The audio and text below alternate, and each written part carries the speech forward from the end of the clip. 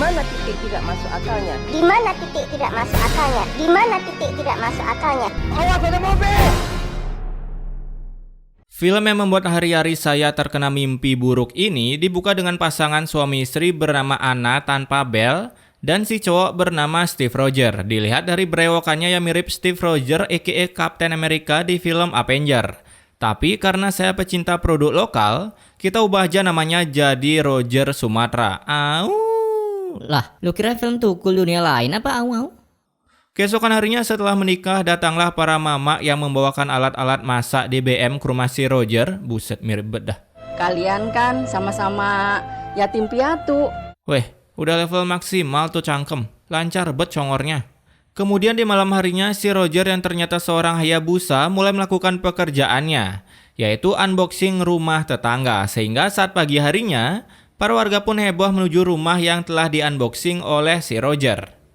Selain menjadi Hayabusa, di pagi harinya si Roger ternyata juga bekerja sebagai builder yang saat itu diberi ceramah no jutsu oleh si begundal ini karena Roger malah AFK saat bekerja. Dikasih tahu malah melongo aja. Kamu masih betah kerja di sini? Buset, si ibu galak bet dah. Skill sehari-harinya dipakai main film bukan main. Nah, karena si Roger ini dipecat, ia pun sekarang mulai bisa bekerja full time sebagai Hayabusa. Dimana saat malam harinya selesai pulang dari masjid, Roger pun dengan santuinya malah balik lagi dan mulai menggunakan jurusnya karena ia dengan gampang menghancurkan gembok yang ada di kota amal.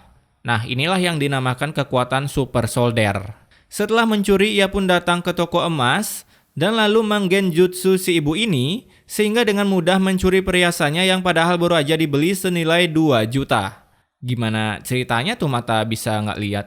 Setelah mencuri, perhiasan itu pun diberikan ke istrinya dan bisa-bisanya tuh congor bilang kalau ini hasil dari kerja kerasnya.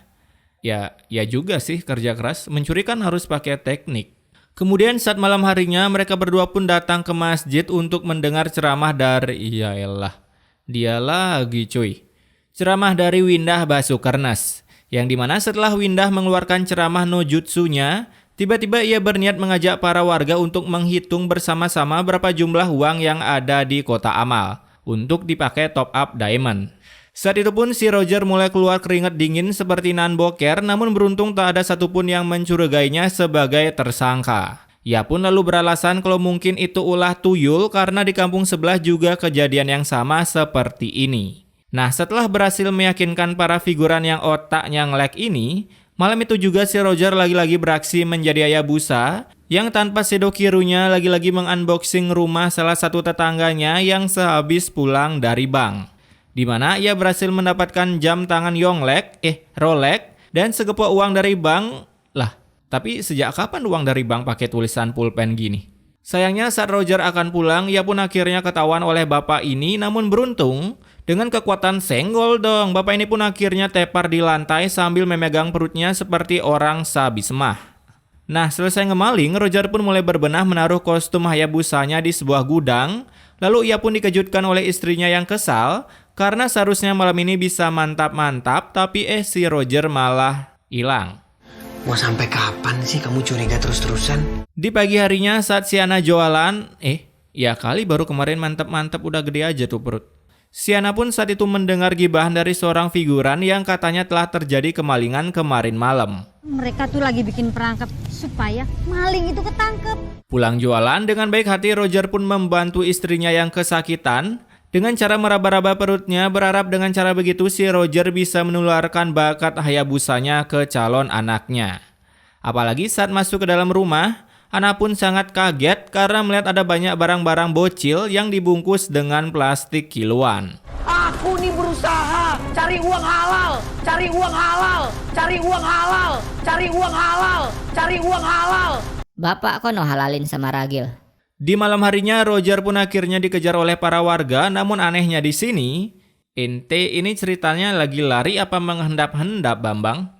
Lihat aja tuh, sejak kapan maling lari tengok kiri kanan depan belakang? Yang ada penjara penuh. Selagi si Roger lomba lari dengan warga, si istrinya di rumah pun merintih kesakitan karena ingin melahirkan.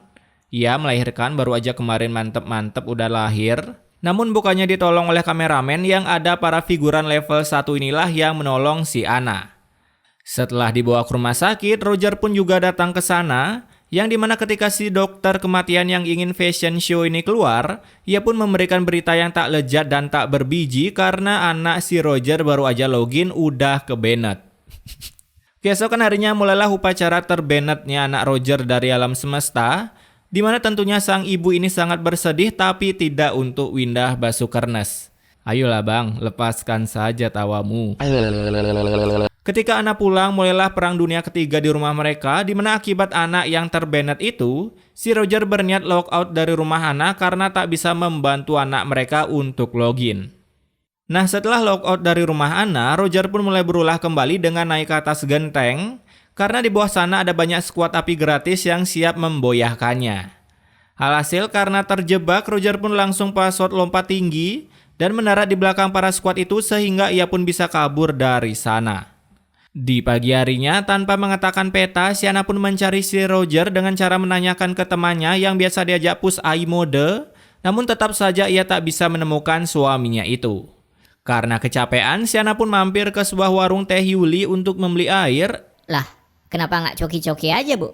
Kan coki-coki coklat asli bikin happy. Buset, malah iklan si Samsul. Setelah melepas dahaga, Sienna pun akhirnya dipertemukan dengan si Roger yang sedang reading dengan Mio H2R-nya. Tumben helmnya nggak di Jemaru. Tag teman kalian yang helmnya di Jemaru. Dimana si Roger ini tak sengaja menyerempet Sienna, namun beruntung cewek baru si Roger ini baik hati karena cangkemnya bisa mengatakan maaf yang biasanya hanya bisa mengatakan terserah GPP dan Y. Kemudian di malam harinya lagi-lagi Sienna melihat si Roger yang sedang cosplay setelah berlama-lama dikabarkan pensiun. Dan karena perbacotan ria ini, akhirnya ia pun ketahuan oleh dua figuran ini. Namun lagi-lagi ia bisa kabur dengan menggedik Anna ke lantai.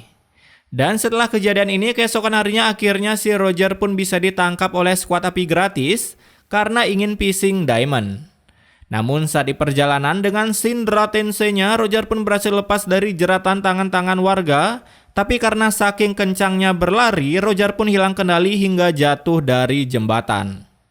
Buset, bisa-bisanya pakai patung manekin. Alhasil seluruh tubuh Roger pun harus terlumuri Nutella yang crunchy dan yang membagongkan lagi. Bisa-bisanya tangan si Roger di-delete dari kehidupan tapi tanpa meninggalkan noda darah sama sekali. Dan karena kejadian ini tentunya tanpa mendengar mohon maaf kami sudah berusaha semaksimal mungkin, si Roger pun harus terkoitkan detik itu juga. Jangan sampai kita kayak gitu, kena azab. Lah, belum tahu dia kalau dia yang akan diazabin. Buset, tuh muka si Roger kayak lagi nahan bau jigong si Anna.